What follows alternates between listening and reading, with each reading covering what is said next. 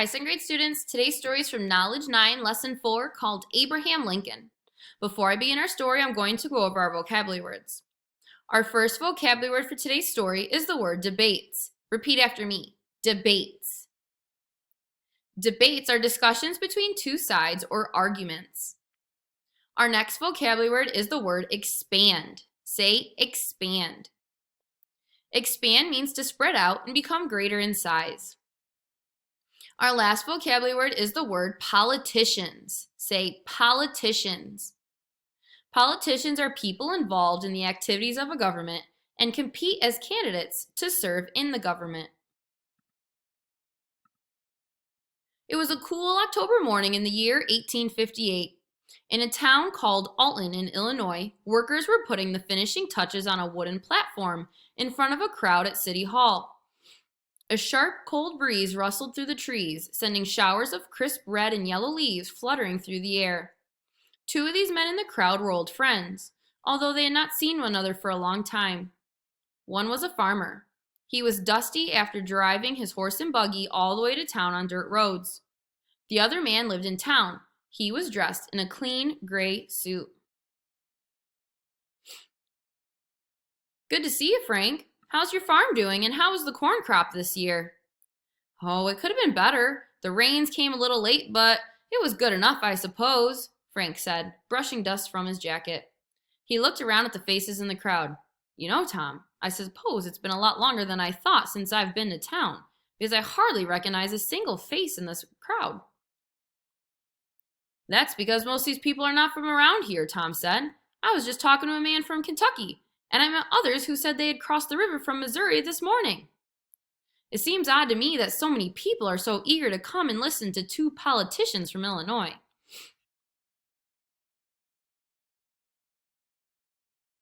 There's nothing strange about it, said another man who was standing nearby.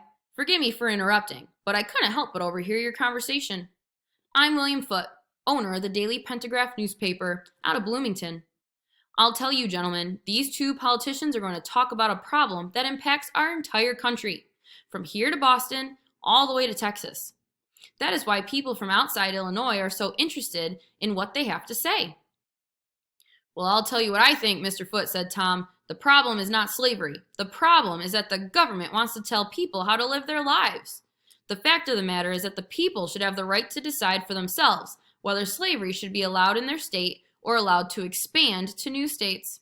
We don't need politicians in Washington, D.C. telling us what's best for folks in Missouri and Kansas and Texas, or Illinois for that matter.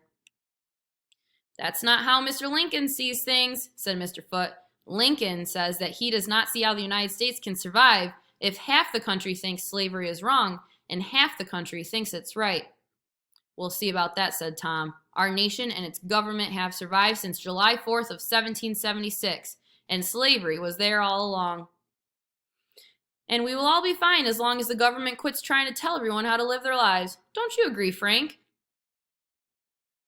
Frank thought for a minute and rubbed his chin. Honestly, I'm not really sure, Tom. I think this Lincoln fellow might have a good point when he says that slavery is tearing our country apart. But what do I know? That is why I've come out here today, to try to get a better understanding. Well, you'll not be disappointed, said Mr. Foote. I have been to each of their 6 previous debates or discussions, this one being the 7th and last before the Senate election next month. And I can tell you that you will not find 2 men who disagree more on the issue of whether slavery should be allowed or if it should expand. Should slavery be allowed to expand to new states? That was the true heart of the debate. In 1858, when he was running for the Senate, Abraham Lincoln said he just wanted to stop slavery from spreading to new areas of the country in the West. In other words, Lincoln did not support abolishing or ending slavery where it already existed in the South. At that time, the United States was made up of the North, where slavery was illegal or not allowed by law, and the South, where slavery was legal or allowed by law. The United States was only just beginning to grow into a bigger country, spreading west across the Mississippi River. That wide and mighty river, flowing from Minnesota all the way down to the Gulf of Mexico, ran right past the town of Alton. Just across the river was the state of Missouri, which had only been a state since 1821. Slavery was legal in Missouri, as it was in the nearby state of Kentucky, but slavery was still illegal in Illinois. There was a lot of land beyond Missouri, but there were not many states, at least not yet.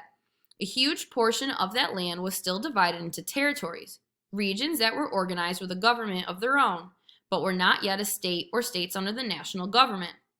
The Kansas Territory was one example. Lots of people were moving west to settle in Kansas, and it was on its way to becoming a new state. The people of Kansas would be able to vote on whether or not to allow slavery to expand to their new state. However, the people in Kansas were divided on the issue of slavery. They were so divided, in fact, that the Kansas Territory was known for its severe fighting over whether slavery should be allowed. At last, the two candidates, Abraham Lincoln and Stephen Douglas, appeared on the stage. The crowd applauded and then settled down to listen to the debate. Both men had become rather famous over the past few months, not just in Illinois and surrounding states, but all over the country. The Lincoln-Douglas debate had been covered in newspapers as far away as Boston, New York, and Atlanta, for these two men represented two very different sides of the slavery issue. Douglas was a short, plump man and a great speaker. He believed, as did Tom, that the problem of slavery should be solved by each state and not by the U.S. government. In other words, each state should decide whether to make slavery legal or illegal, and that the U.S. government should have no say over this issue. Lincoln, on the other hand, thought that the U.S. government had a right to prevent the spread of slavery to new parts of the country. The people of the South, especially those who supported slavery, did not like Lincoln for his belief in the power of the U.S. government over the power of the states. They worried that one day the U.S. government might try to tell the South what to do, especially that the government might tell them to abolish slavery. Lincoln had a reputation of being powerful and very intelligent. He was born on a Kentucky farm, but moved to Indiana and then to Illinois, where he was raised in a one-room cabin. Young Lincoln spent his days working on the farm. He only went to school for a year or two as a child. Nevertheless, he became what is known as self-educated. He read everything he could get his hands on, and by the time he was an adult, he had more knowledge than most people who had attended school for many years had. Lincoln eventually taught himself about law, and he became a well-known lawyer in Illinois. Despite his reputation for strength and intelligence and his uncommonly tall, thin body, people were always surprised when Lincoln opened his mouth. Lincoln had a high-pitched, squeaky voice, not the sort of voice people expected to hear, but it was always worthwhile to hear what he had to say. "What is it that we hold most dear amongst us?" Lincoln asked the crowd that day in Alton. "It is our own freedom and wealth. And what has ever threatened our freedom and wealth except this institution of slavery? If this be true, how will we improve things by expanding slavery, by spreading it out and making it bigger?" How, Lincoln asked, could America continue to be one united nation if it allowed slavery to spread to new states? Mr. Foote, the newspaper man, looked around at the faces in the crowd, and he could tell that Lincoln was winning the debate. More people liked what he had to say. Even those who were not against slavery or did not think that it was wrong would have a hard time trying to prove that it was not tearing the country apart.